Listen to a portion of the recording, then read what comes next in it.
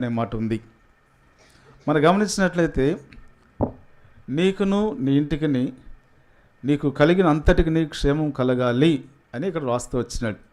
ఎవరు కలగాలని వర్తమానం చెప్తూ వచ్చినాడు? భాగ్యవంతునితో, అనగా మంచిగా ఉన్న అతనితో చెప్తూ వచ్చినాడు. అయితే ఈ క్షేమము అనేది ఎట్లా ఉంటుందో 3 విషయాలు నేను చెప్తాను, ఇవి మీరు గుర్తుపెట్టుకోవాలి. ఇవి మర్చిపోయాను అనుకోండి, ఈ వర్తమానం ఏం అర్థం కాదు. కానీ మనం గమనించినట్లయితే మొట్టమొదటిగా చూసినట్లయితే ఒక వ్యక్తి క్షేమం కలగాలంటే ఏముండాలంటే చదవండి.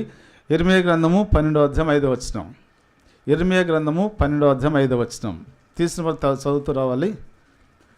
ఇర్మియా గ్రంథము 12వ అధ్యాయం 5వ వచనం చదవనక్క.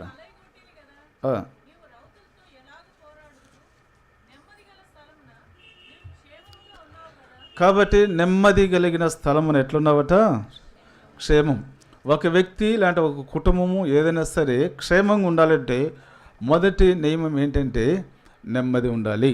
కాబట్టి ఈ నెమ్మది దొరికే స్థలం ఎక్కడో మనం చూద్దాం రండి. 94వ కీర్తన 19వ వచనం. 94వ కీర్తన 19వ వచనం.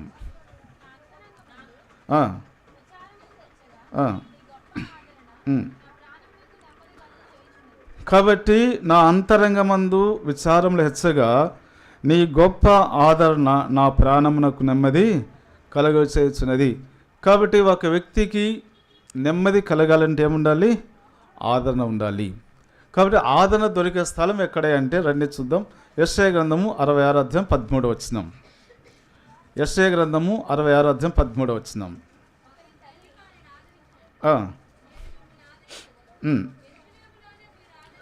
కాబట్టి ఒకని తల్లి ఆదరించినట్లు నేను మిమ్మల్ని ఆదరించదను, యెరూషలేములోనే మీరు ఆదరించబడదురు. కాబట్టి ఇక్కడ 3 విషయాలు చూస్తూ వచ్చినాం. నీకును నీ ఇంటికిని నీ కలిగిన అంతటికి నీ క్షేమం కలగాలంటే మొట్టమొదటిగా ఉండాల్సింది ఏంటంటే నెమ్మది ఉండాలి. నెమ్మది కావాలంటే ఏముండాలి? ఆదరణ ఉండాలి. ఆదరణ ఉండాలంటే దొరికే స్థలం ఎక్కడంటే దేవుని యొక్క మందిరం. కాబట్టి మాకు అర్థమయ్యే రీతిలో చెప్పడానికి ప్రయత్నం చేస్తా. ఇక నెమ్మది అనేది మనం చూసినట్లయితే క్షేమంగా ఉన్నాం. ఉదాహరణ మాత్రం చెప్తున్నా. ఏంటంటే ఒక కుటుంబం ఉందనుకోండి, భార్యాభర్తలు, పిల్లలు ఉన్నారు, 2 పిల్లలు అనుకుందాం. వారు ఆనందంగా ఉన్నారు, క్షేమంగా ఉన్నారు, కలిసి కబుర్లు చెప్పుకుంటున్నారు, కలిసి దేవునికి మందిరానికి వస్తూ ఉన్నారు, దేవునికి ఇంటిలో పరిచయం చేస్తూ ఉన్నారు. భార్యాభర్తలకు మంచి పేరు ఉంది. కాబట్టి ఈ విధంగా దేవుని ఇంట్లో పరిచయం చేస్తూ అందరిని పలకరిస్తూ ఉన్న ఆ ఇంటిలో అతను ఆఫీస్కి వెళ్తున్నాడు అనుకుందాం. డ్యూటీకి వెళ్ళేటప్పుడు భార్యాభర్తలు 2 కలిసి మాట్లాడుకున్నారు, కుటుంబ ప్రార్థన అయిపోయింది, అన్నీ అయిపోయినాయి, వ్యక్తిగతంగా అన్నీ కూడా అయిపోయిన తర్వాత భర్త ఆఫీస్కి వెళ్తూ సంతోషంగా అమ్మాయి నేను వెళ్తున్నా అని చెప్పేసి వెళ్ళాడు. వెళ్ళిన ఒక అరగంటకు లేకపోతే గంటకు ఆఫీస్ నుంచి తిరిగి వచ్చేసినాడు. ఆఫీసులో ఏం జరిగిందో ఈ ఇంట్లో ఉన్న ఆవిడికి తెలియదు. అక్కడ ఏదో జరిగింది, అతనికి ఉన్న నెమ్మది ఏమైందంటే పోయింది. నెమ్మది పోతే ఏమొస్తుంది? కలవరం వస్తుంది కదా. కలవరం వచ్చేసింది. ఈ కలవరం వచ్చిన తర్వాత అతను ఏం చేసినాడంటే ఆఫీస్లో ఉండలేక నేరుగా వచ్చేసి ఇంటికి వచ్చేసినాడు. ఇంటికి వస్తానే భార్యకు అర్థం కాలేదు. అరే భర్త ఇప్పుడే కదా ఆఫీస్కి వెళ్ళింది, ఏం జరిగింది, ఏమైనా ఆరోగ్యం బాగలేదా, లేకపోతే ఏం లేదని చెప్పి భార్య భర్తను ప్రేమ తరిగింది అలవాటు ప్రకారం. ఏమండి ఏమి ఇంత తొందరగా వచ్చినారు, ఏమైనా ఆరోగ్యం బాగలేదా అని. ఆయన ఏం మాట్లాడలేదు, పలకరించలేదు. అయితే మౌనంగా ఉంటూ వచ్చినాడు. ఈమెకు అర్థం కాలేదు. అర్థం కాకపోతేకి మళ్ళీ కొంచెం గట్టిగా అడిగేది, ఏంటండి ఇంత తొందరగా వచ్చినారు, ఏమైంది, ఏం పరిస్థితి అంటే ఆయన ఏం చేస్తాడంటే ముందుగానే ఎట్లా ఉన్నాడు? కలవరము, కోపంతో ఉన్నాడు. ఉన్న వెంటనే ఏం చేస్తాడంటే ఏమమ్మా ఇంత తొందరగా వస్తే నీకేమైనా ఇబ్బంది కలిగిందా అన్నాడు అనుకుందాం. అంటే ఏమైపోయింది ఇప్పుడు భార్యకు? బాధని. నేను అడిగింది ఏంది, మీరు చెప్పేది ఏందని ఇద్దరి మధ్య వాదోపదం జరుగుతాయి. ఇంట్లో ఉన్న నెమ్మది కాస్త ఏమైపోయింది? అది అసమాధానం అయిపోయింది, కలవరం అయిపోయింది. ఎక్కడ అతను నెమ్మది పోగొట్టుకున్నాడు? ఆఫీసులో పోగొట్టుకున్నాడు. ఆఫీసులో పోగొట్టిన ఆ యొక్క కలవరాన్ని ఎక్కడ తెచ్చినా అంటే ఇంటికి తీసుకొచ్చినాడు. ఇప్పుడు భార్యాభర్తల మధ్య ఏమైపోయింది? కలవరం అయిపోయింది, నెమ్మది లేదు. నెమ్మది లేకుండా ఆ రోజు రాత్రి బైబిల్ స్టడీ ఎందుకుందాం మందిరంలో, దేవునింటి ఖచ్చితంగా పోవాల్సిందే, పలకరించాల్సిందే అని చెప్పి ఇద్దరు కలిసి ఏం చేస్తారంటే ఇద్దరు కలిసి రాకుండా కొంచెం ఎడబాటుగా దూరంగా నడుచుకుంటూ వచ్చినారు. అనేక మంది ప్రజలు దేనికి మందిరానికి వచ్చినారు, వాక్యం వినాలని ఆశతో వచ్చినారు. వీళ్ళు ప్రతి ఒక్కరిని పలకరించేవాళ్ళు కాబట్టి వీళ్ళు వెళ్ళి బ్రదర్స్ ప్రైజ్లా చెప్పినారు, సిస్టర్స్ వెళ్ళి సిస్టర్స్ ప్రైజ్లా చెప్తే వాళ్ళిద్దరు కూడా ఎవరితో కూడా పలకరించలేదు.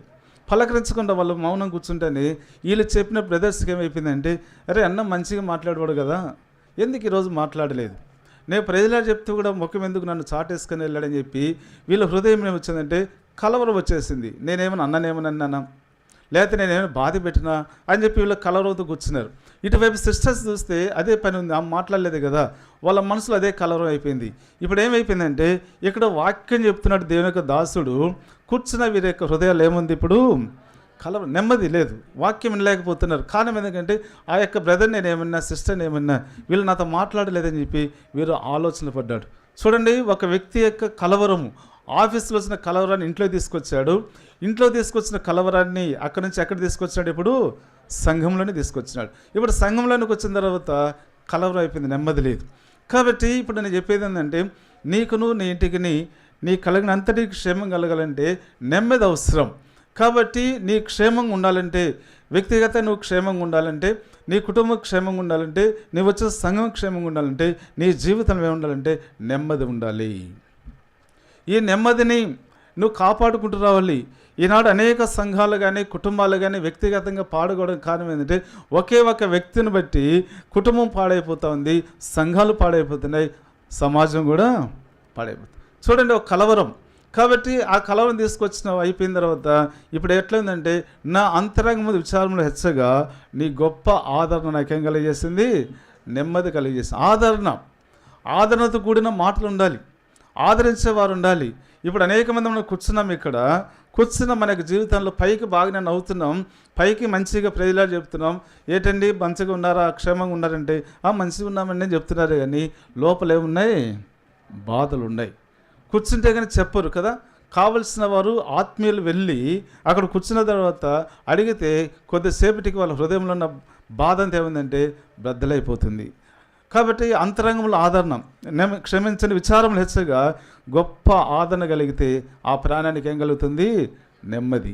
కాబట్టి ఈ నెమ్మది ఆదరణ దొరికే స్థలం ఏదంటే దేవుని యొక్క మందిరం.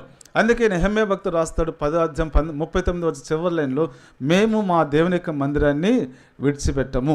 కాబట్టి దేవుని యొక్క మందిరం ఏంటంటే దేవుడు నివసించే స్థలం ఇది, దేవుడు సంచరించే స్థలం ఇది, దేవుడు మాట్లాడే స్థలం ఇది, దేవుడు నిన్ను కలుసుకునే స్థలం ఇది. మన కష్టాల్లో, మన బాధల్లో, మన దుఃఖంలో, మన వేదనలో ఆయన మనను కలుసుకునే స్థలం ఏదే అంటే దేవుని యొక్క మందిరమే. కాబట్టి ఈ మందిరంలోకి వచ్చిన తర్వాత నువ్వు దేవుని ఏదైతే ప్రార్థన చేస్తావో దేవుడు ఆ ప్రార్థన ఆలకించే స్థలం ఇది. ఆయన నీ యొక్క కష్ట దుఃఖములు అన్నింటిలో కూడా పాల్పొందే స్థలం ఏదంటే దేవుని యొక్క మందిరమే. కాబట్టి ఈ 3 విషయాలు మనం గుర్తుపెట్టుకుంటూ రావాలి. ఒక వ్యక్తి, ఒక కుటుంబం, సంఘము క్షేమంగా ఉండాలంటే నెమ్మది కలిగి ఉండాలని, నెమ్మది కావాలంటే ఆదరణ కలగాలని, ఆదరణ కలగంటే ఎక్కడికి రావాలి, దేవుని యొక్క మందిరానికి రావాలి. కాబట్టి ఇప్పుడు ఉదాహరణ చెప్తాను, ఆదరణ దొరికే అంటే ఇప్పుడు మనం డాక్టర్ దగ్గర